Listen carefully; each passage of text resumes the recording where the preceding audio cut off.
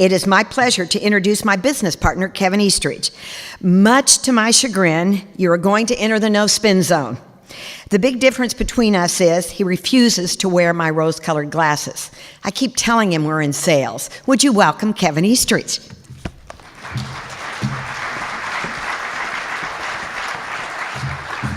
Thank you, Kathy. I can smile sometimes.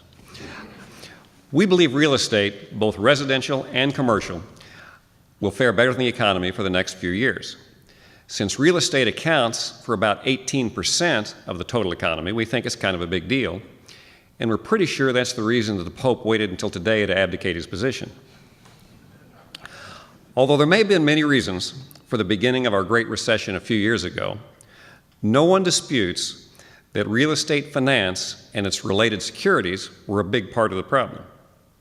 It was a huge factor in bankrupting several investment houses and lenders. From our perspective, the primary cause of these defaults was poor underwriting standards and overly generous ratings by the ratings agencies. The pendulum clearly had swung too far in the easy-to-get-a-loan direction. Keep in mind, a significant portion of this was driven by decisions in Washington. They required Fannie Mae and Freddie Mac to either purchase and/or guarantee weak loans, some of which were affectionately referred to in our industry as liar loans. Since these quasi-governmental agencies decided they were okay, everybody seemed to jump on the bandwagon. In addition to these residential mortgages, commercial mortgage-backed securities peaked at about the same time, as shown by this graph. When the market crashed, after Barney Frank told the world that there were no financial problems at Fannie and Freddie, our leaders in Washington again fixed the problem by preventing good, qualified buyers, both residential and commercial, from obtaining loans. There was an overcorrection, and the pendulum swung too far in the too difficult to get a loan direction. These lending standards included appraisal restrictions, which further hampered lending, but at least the appraisals we got were less accurate. That's because Uncle Sam prohibited lenders from picking appraisers who had expertise in specific geographic areas, and instead allowed other appraisers to perform appraisals where they didn't know what they were doing, just because they charged a little less. It's a perfect example of getting what you pay for. Since that time, residential lending standards have eased somewhat. Commercial guidelines, we think, are still too strict, with unreasonable down payment requirements in some instances. We are not suggesting that speculative loans at 100% of appraised value should be the norm. But we are suggesting that there are lots of solid projects with qualified buyers that never happen because in some cases down payments of up to 40% are required. Maybe someplace in the middle might work for everybody. The CMBS market, although better than it was 2 years ago, is still about 85% below its peak. In addition to a problem getting loans, we have a huge refinance problem. There are over $2 trillion of these securities maturing over the next 5 years. Nobody has any idea what's going to happen to many of these qualified buyers when their loans come due. Although a loan on one of our office buildings had a balloon payment due in the 16th year of a 20-year amortization, with payments being taken out of our checking account for 15 consecutive years, our lender initially asked for a new appraisal before we could just pay off the last 5 years of the loan. We were able to talk to our local lender. An appraisal was not required, and we continued making our payments, but many are not as fortunate. It's a nationwide phenomenon. It's not a healthy lending environment for lenders, borrowers, or the economy as a whole. As further proof, in 2008, at the height of the recession, Fannie and Freddie went into receivership, borrowed $190 billion from the government. However, they're now profitable.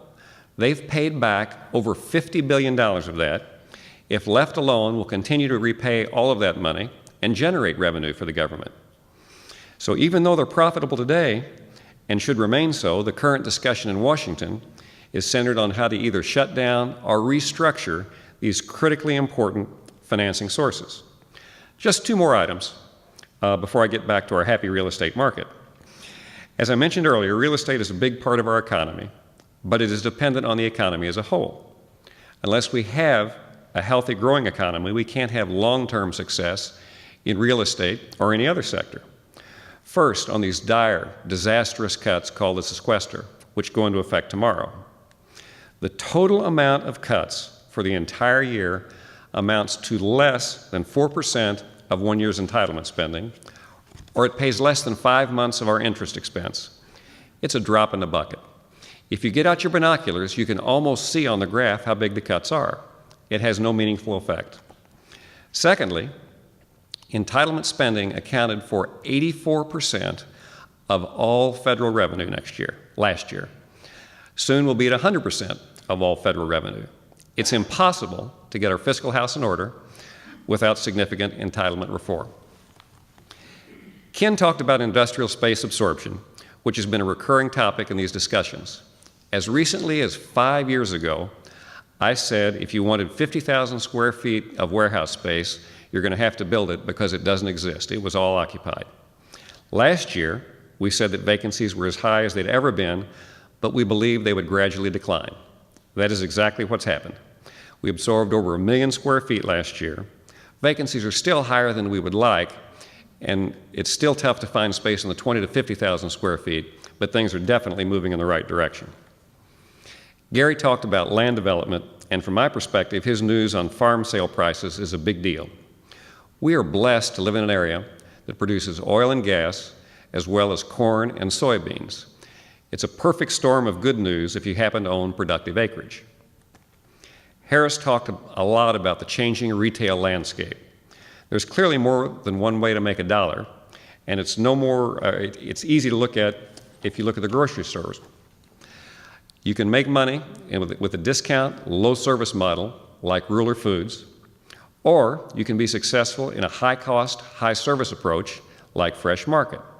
I think the message is know your market, and if you don't, ask someone who does. Ask someone you trust. If you need your transmission fixed, ask a mechanic. But if you need information about real estate or real estate values, ask us. We aren't afraid to tell you the truth, and we aren't afraid to tell you we don't know if we don't know the answer. We're not here to massage your ears.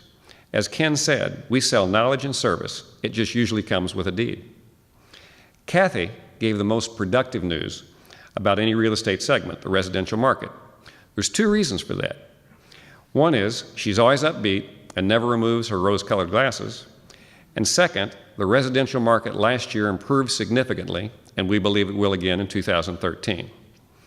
I have several predictions. First, increased household formation in 2013. Those college grads really don't want to move back in with mom and dad.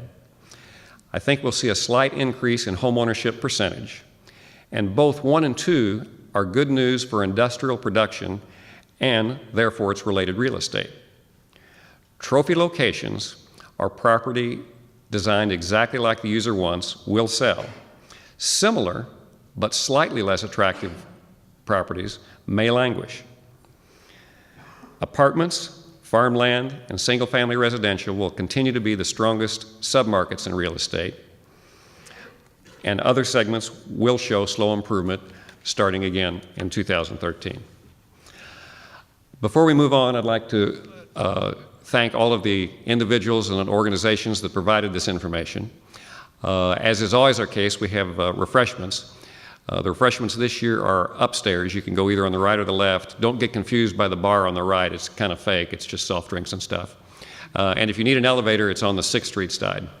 I'd say we'd be happy to answer questions, although generally we get asked those upstairs, and besides, I can't see anybody in the audience from here anyway. So thank you very much for attending our 19th State of Real Estate. We'll see you all upstairs.